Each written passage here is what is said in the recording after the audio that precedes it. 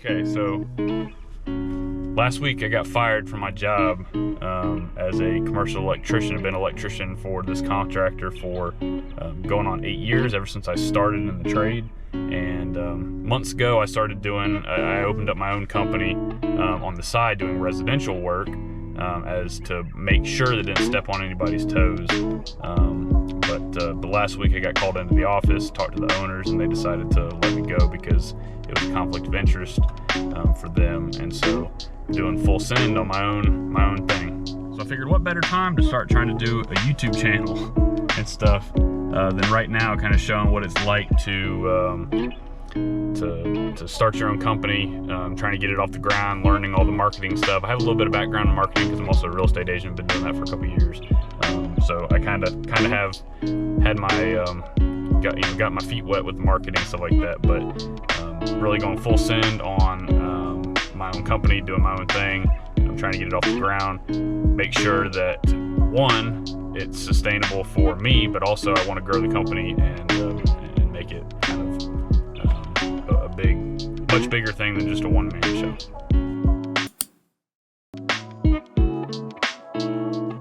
I will say that living in a neighborhood that has a massive lake that has like kayaks like this that you can rent and stuff, I can't complain. I get to live a pretty good life.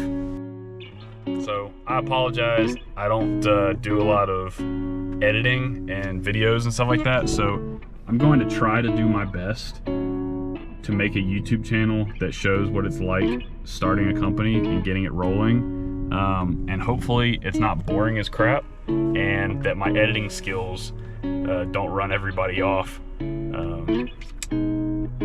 I apologize in advance. I kind of do things to start kind of in a vlog type fashion, kind of showing like what I do, what I'm doing, what my plans are, what I'm trying to accomplish, how I'm gonna get there, that kind of stuff. So getting the company off the ground, like right now most of the work that I do is in my own neighborhood, which sounds really small, but my neighborhood has like almost 2,000 homes in it. So everybody's very active and vocal on Facebook group, like the neighborhood Facebook groups and stuff. Anytime somebody needs an electrician, like I've been doing work here long enough that I dominate the electrical trade in the neighborhood, to the point that even when I was working for my commercial contractor, I was doing some type of job, whether it's putting up a single light fixture or whatever, swapping breakers, whatever. I was doing something 5 days a week after my commercial work. And so I was staying pretty busy with that. Now that I have the time to like knock on doors and stuff like that to try to generate a little bit more business, reinvesting the money into that's coming into the business, into marketing, stuff like that, to try to grow the business and kind of flesh out, fill up the schedule to try to stay busy. So if you've ever started a business or know anybody that started a business, you know that when you're first starting, like you don't have a whole bunch of money to be spending on marketing and advertising to get the word out and try to generate business. So you got to put in sweat equity, and so that means that you're like what I've done the last week or so, in between all the work that I have managed to generate, is finding every single general contractor, bathroom remodeler, kitchen remodeler, anybody who does anything basically in construction, any type of general contracting work, finding them on Google, emailing them, basically saying, hi, I'm an electrician, would love to work with you sometime. Just trying to get your name out to anybody to try to generate some work that way. There's also like all of the local Facebook groups, all the neighborhood groups you can get into, all of the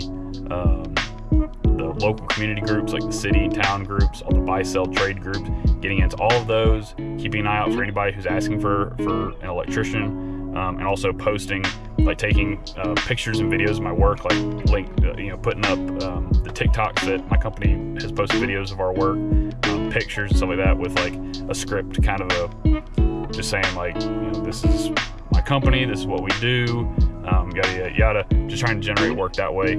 Any way that you can get free advertising, that's what we're doing right now. Something that I do that my background in real estate helps me with is a lot of people are afraid to talk to other people, like actually talk to people.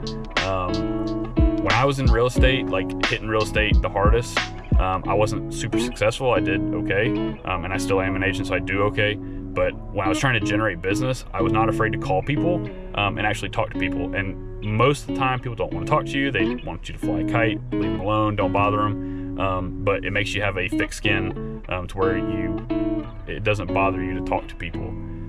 And so I have no problem, like when I do a job, after I'm done with the job, I'll go to the house next door, 3 houses across the street, and the house on the other side of the house that I was doing work at, and knock on the door, say, hey, my name's Tom Scriggs, I work with Defender Electric, don't mean to bother you, just wanted to give you a business card in case you ever have any electrical work that you need done in the future. So I'm gonna take you along, kind of show what it's like starting a new business, kind of a day in the life sort of thing. I don't know, I'm new to this. Let's see what happens. So I already had a appointment this morning. I replaced a couple light fixtures for somebody, and here in about an hour and a half at 11:30 I have another appointment with somebody in another city a couple miles away to do some more work for them. And then I've got another repeat customer that I got to hang a Nest camera light, floodlight under the eaves of their roof at their house. So let's go.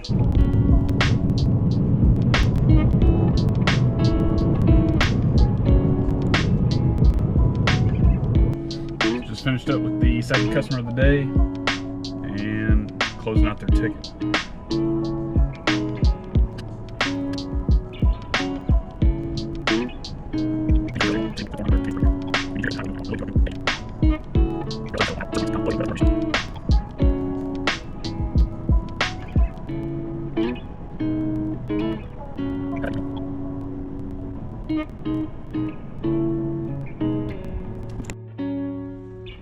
Alright, so that customer, they had two service mounted light fixtures on the outside of their house. It was just a little like builder grade open fixtures that you see a lot of builders use just to put a light outside and say that they put a light outside.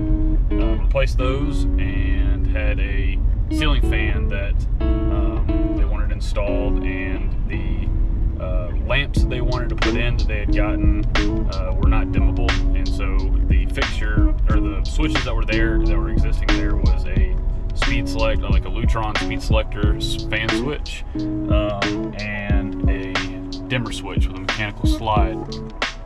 And so I explained to them that the lamps they had were not going to work with the existing switch. They had actually already bought two 20 amp heavy duty Decora style toggle switches, and so just replaced both the Lutron switches that were there with the new switches that they got, put on the new cover plate that they had bought, and hung the fan and got out of there. Something I did not even know was a thing in like the home service industry until I got involved with it, is how big service plans are for contractors. It's real big to try to push those because most of the time, whatever services you're providing with the service agreement is a better value than what the customer would get just paying for it outright. So like what I provide, even at the base level of our service agreements, is they get a panel inspection, like a whole home service or a whole home electrical checkup where we check, make sure outlets are all working right and all that kind of stuff. Replacing some of the batteries, the annual battery replacement that everybody needs to do on their smoke detectors, and things like replacing bulbs, and if anybody has a broken cover plate for whatever reason, just things like that. So even at the basic level, the amount of money that somebody might pay in a year of monthly service agreement payments is gonna be less than what just one service call, like what we would have to charge as a minimum to come out as a service call. And the idea is that you're doing what's called putting a fence around your customers. So when your customer is paying your company monthly for a service agreement, they're not going to call any other contractors to do any work for them, you in your trade. And so you charge less than what it would cost to provide the service outright, but you know that in the future, if anything happens, they're calling you and not your competitor.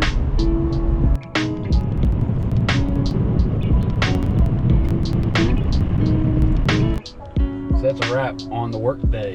Just finished up at this customer's house right here. I installed a Google Nest floodlight camera for them a few weeks ago. So they had me back to install another one. So got done with that.